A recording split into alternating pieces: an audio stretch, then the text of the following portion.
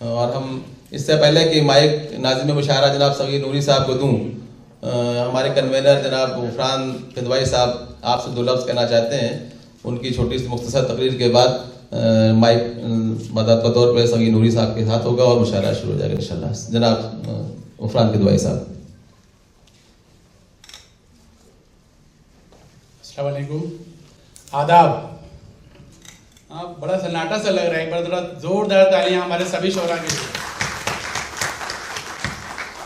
मैं अपने बचपन से मुशायरे का बड़ा शौकीन रहा हूँ और वसीम बरेलवी साहब को सुनता था तो मैं सोचता था कि मतलब इतने बड़े बड़े शोरा, इतना बड़ा बड़ा सब, और बस सुन करके ही रह जाता था। फिर जब थोड़ा सा बड़ा हुआ तो कुछ इसकी तरफ ज़्यादा मुतवज्जे हुआ कि कुछ ऐसा करूँ कि मैं भी कुछ कर पाऊँ। तो लिख नहीं सका, बोल नहीं सका, लेकिन ऑर्गेनाइज करने के लिए बन गया हूँ।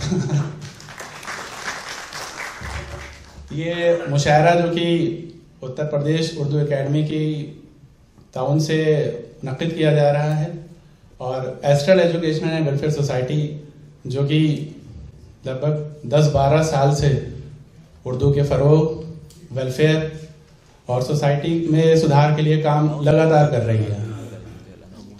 मैं ये सोसाइटी जब ये बनी है तो मेरी नई नई शादी हुई थी। मैं थोड़ा 2 मिनट लूँगा आपका। और मेरी बेगम शाहिंदा ने मुझसे कहा कि मेरी एक ख्वाहिश है। मैंने बोले मुझे एक सोसाइटी बनानी है। तो मुझे बड़ा अजीब सा लगा। फिर क्योंकि मुझे भी कोई इतना सोसाइटी के बारे में इतना कुछ मालूम नहीं था। ये सुनता था कि हाँ कुछ होता है, बस NGO होती हैं जो काम करती हैं। तो उन्होंने फिर अपना विज़न बताया, मिशन बताया और फिर हम लोगों ने एक छोटी सी शुरुआत की इस सोसाइटी को बना करके।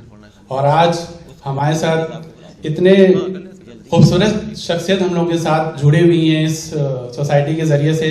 जनाब हफीज़ किदवाई साहब जो कि अपनी कलम की ताकत से इतनी कम उम्र में, मुझे लगता है कि शायद ही कोई इतनी कम उम्र में इतना नौजवान साथी हो जो सोशल रिफॉर्म के लिए इतना ज़्यादा काम कर रहा है। ज़ोरदार तालियां हफीज़ साहब के लिए।